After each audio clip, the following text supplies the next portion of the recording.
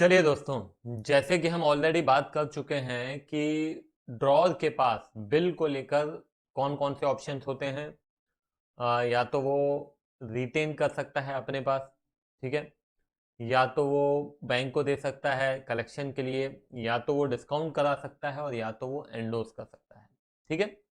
तो इस लेक्चर में मैं आपको बताऊंगा कि जब हम किसी को एंडोर्स करते हैं तो उसकी एंट्रीज कैसे होती है, उसकी अकाउंटिंग कैसे होती है। ठीक है, ध्यान से सुनिएगा, बहुत सिंपल है। पहली बात हम ये समझ लेते हैं कि एंडोर्स करने का मतलब क्या है। तो जैसा कि हमने एग्जाम्पल लिया था कि मैं आपके पास आया, मैंने आपसे 2,000 रुपये का सामान खरीदा और मैंने आपको बिल दे दिया। ठीक है, बिल आपने बनाया, मैंने एक्सेप्ट किया और आपको दे दिया। ठीक है, अब आपके पास बिल रखा हुआ है। ठीक है, अभी ध्यान से सुनिएगा, कितने का बिल है? 2,000 रुपये का बिल है। अभी क्या होता है कि आपका एक सप्लायर आपके पास आता है। कौन आता है? आपका एक सप्लायर, मतलब आपका एक क्रेडिटर। आपको जिस व्यक्ति को पैसे देने हैं, जिस दुकानदार को पैसे देने हैं, वो आपके पास आया और आपको कहा कि भाई ये बिल आपका बहुत पुराना हो गया है, बाकी हो गया है, इसकी पेमेंट कर दें।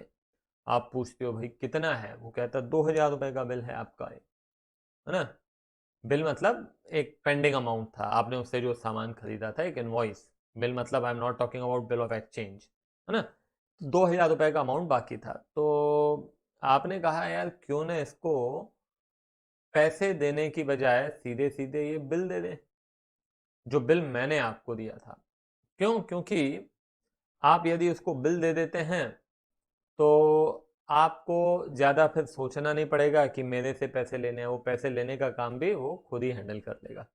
ठीक है, तो आपने उठाया बिल और बिल के पीछे आपने लिख दिया कि भाई ये बिल की पेमेंट जो है वो किसको कर देना? इस व्यक्ति को कर देना। ठीक है, और आपने बिल उसको दे दिया। इस प्रोसेस को हम कहते हैं एंडोर्समेंट। जब हम हमारा जो बिल है, जो किसी और ने हमको दिया था एक्सेप्ट करके, वो बिल किसी दूसरे व्यक्ति को हम अपना डेट क्लियर करने के लिए दे दे रहे हैं, दिस इज कॉल्ड एंडोर्समेंट। और ये एंडोर्समेंट फर्दर और किया जा सकता है। आपने जिसको दिया है वो फर्दर उसको और किसी को दे दे, है ना। This is also possible. Getting my point? तो ये है आपका एंडोर्समेंट। अब आते हैं इसकी एंट्री के पीछे कि भाई इसकी एंट्रीज कैसे होंगी और अकाउंटिंग कैसे होगी। तो लेट्स सी, आपकी बुक्स में ही हम देखेंगे। टॉपिक का नाम है एंडोर्समेंट। ठीक है, अच्छा, यहाँ पे आप जो हैं जब किसी को बिल दे रहे हैं, है ना, ये आप हैं, और आप जब किसी को बिल दे रहे हैं तो आपको कहा जाएगा एंडोसर। एंडोसर, ठीक है। और जिस व्यक्ति को आप दे रहे हैं उसको हम कहते हैं एंडोसी। ठीक है, जिस व्यक्ति को आपने दिया है उसे हम कह रहे हैं एंडोसी। ठीक है, तो जो दे रहा है दैट इज कॉल्ड एंडोसर, जिसको दिया जा रहा है उसको हम कहते हैं एंडोसी। तो इस बात का भी हमको ध्यान रखना है कि एग्जाम में अगर पूछ लिया जाए कि जो व्यक्ति देता है उसे क्या कहते हैं, तो कई बार तो ऐसा रहता है कि हमको मालूम ही नहीं रहता है। ठीक है, चल, तो अब आते हैं एंट्रीज के ऊपर। मान लो कि मैंने आपसे जो पहले तो गुड्स खरीदे, है ना, मतलब आपने मुझे बेचे, तो हम यहाँ पे क्या लिखेंगे? हम लिखेंगे Mukesh account debited to sales.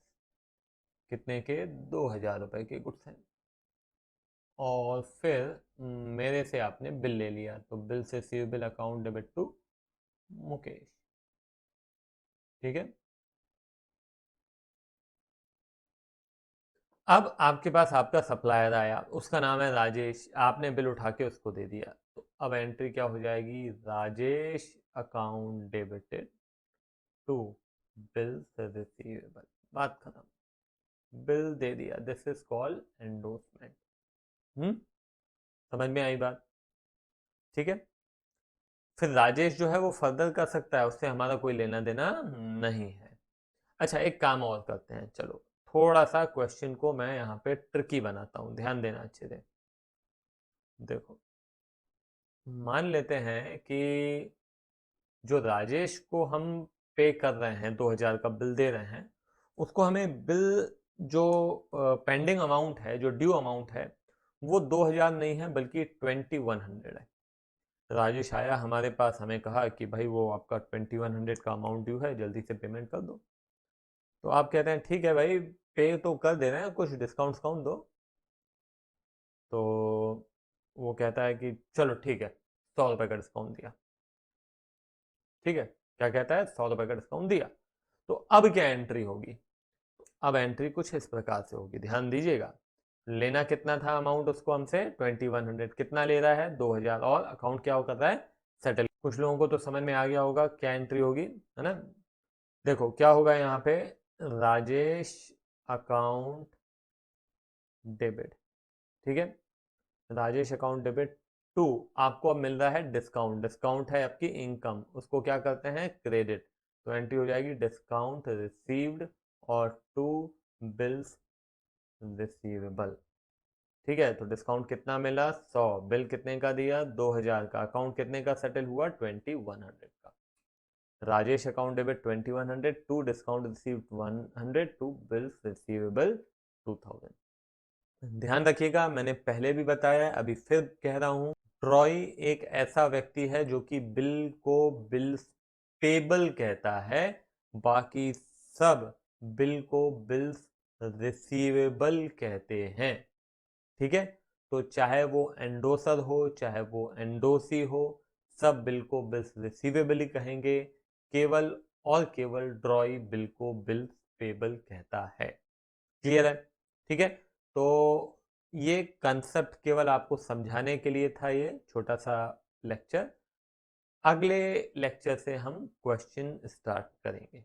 चलो, तो मैं तो कहूँगा कि क्वेश्चन आप पहले खुद से एक बार ट्राई कर लो, डेफिनेटली आपको बनेगा, कहीं कोई दिक्कत नहीं जाएगी। इन केस नहीं बनता है तो फिर आप लेक्चर देखिए। चलो, बाय बाय।